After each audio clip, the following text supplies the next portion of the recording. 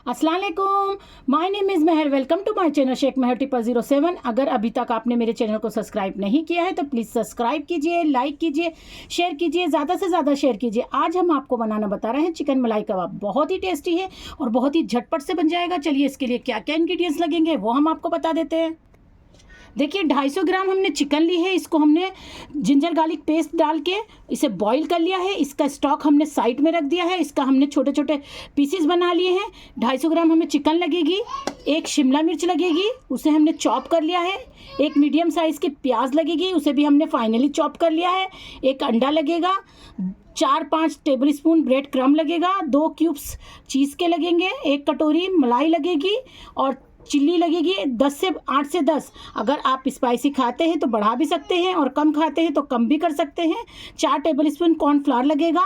Oil लगेगा अपने हिसाब से, हम आपको बता देंगे 2 से 3 टेबल स्पून। देखिए एक हम कढ़ाई ले लेंगे या पतीली ले लेंगे। थोड़ा हमें थिक तले की लेनी, मोटे तले की, ताकि नीचे जले नहीं। इसे हम फ्लेम चालू कर देंगे और 2 से 3 टेबल स्पून हम ऑयल डाल देंगे इसमें। देखिए ऑयल डाल दिया। फिर उसके बाद में हमने जो ये प्याज चॉप करी थी वो डाल देंगे। देखिए इसको इसमें डाल दिया। इसे हल्का सा हम सोटे कर लेंगे प्याज को। प्याज सोटे हो जाएगी तो फिर हम आपको बता दें। देखिए हल्की सी सोटे हो गई हमारी प्याज। इसी में हम शिमला मिर्च डाल देंगे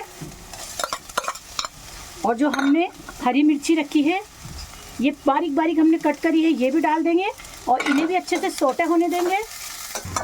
देखिए प्याज हमारी और हरी मिर्ची सौटे हो गई है। इसके बाद में हम इसमें चिकन डाल देंगे जो हमने छोटे छोटे पीस कर लिए थे। इसको भी अच्छे से मिक्स होने देंगे। देखिए अच्छे से ये मिक्स हो गई। इसी में हम मलाई जो है वो डाल देंगे। इसके बाद में हम चीज़, जो हमारे चीज़ क्यूब्स हैं, इसे ग्रेट करके डाल देंगे। अगर आपको ज़्यादा चीज़ी पसंद है तो आप ज़्यादा भी ले सकते हैं। मैंने 2 क्यूब्स ली हूँ इसमें।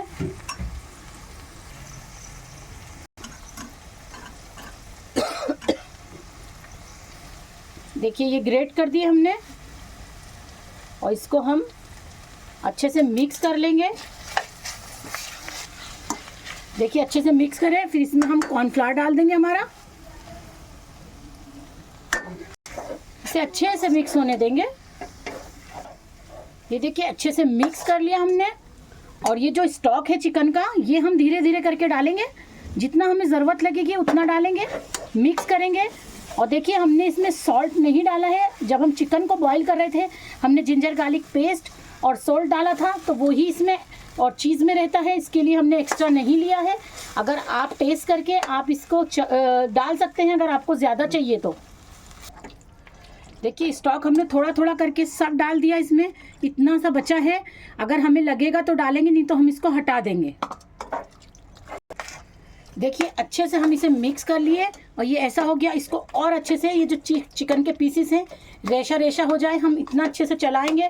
और जो ये स्टॉक हमारा बचा है इसको हटा देंगे और ये नहीं लगेगा। और इसे मिक्स करके अच्छे से और रेशा रेशा हो जाए तो फ्लेम को हम बंद करेंगे, इसे ठंडा होने देंगे।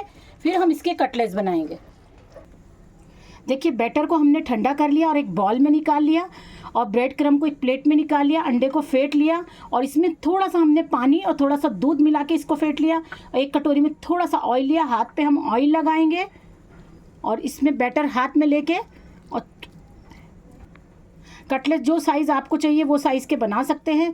पहले हमें ऐसे बॉल जैसा बनाना है, फिर ऐसे ये प्रेस कर देंगे और फिर हम इसको अंडे में डीप करेंगे।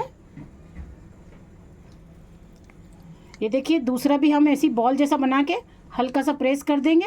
ये हमारा कटलेट्स तैयार है। जो हमने अंडे में डीप करके रखा था उसको हम ब्रेड क्रम्ब में रख देंगे और ब्रेड क्रम्ब में अच्छे से इसे कोट कर लेंगे। ये देखिए चारों तरफ से हमें कोट करना है। ये देखिए, और ऐसे ही हमें सब बनाने हैं। सब बना के हम आपको बताते हैं। देखिए हमारे कटलेट्स तैयार है। इतने इंग्रेडिएंट्स में कितने सारे बन गए। चलिए हम इसको अब फ्राई करते हैं। फ्राई करके हम आपको बताते हैं। देखिए हमने एक कढ़ाई में तेल डाल दिया था। तेल हमारा गर्म हो चुका है। हमें एकदम फास्ट भी नहीं करना है, हमें एकदम मीडियम फ्लेम पे फ्राई करना है। ये देखिए एक एक करके हम इसमें डाल देंगे अगर आपको स्टोर करके रखना है तो फ्रीज़र में भी स्टोर करके रख सकते हैं, फ्रीज़र में रख सकते हैं कंटेनर में डाल के। 8 से 10 दिन ये चल जाएंगे आपके। 8-10 दिन बाद फ्रीज़र से निकाल के और आप फ्राई करेंगे तो वैसे ही टेस्ट आएगा जैसे एकदम फ्रेश का आता है। देखिए इसको हम एक साइड से हो गया है, टर्न कर देंगे और फ्राई करके हम आपको प्लेटिंग करके बताते हैं।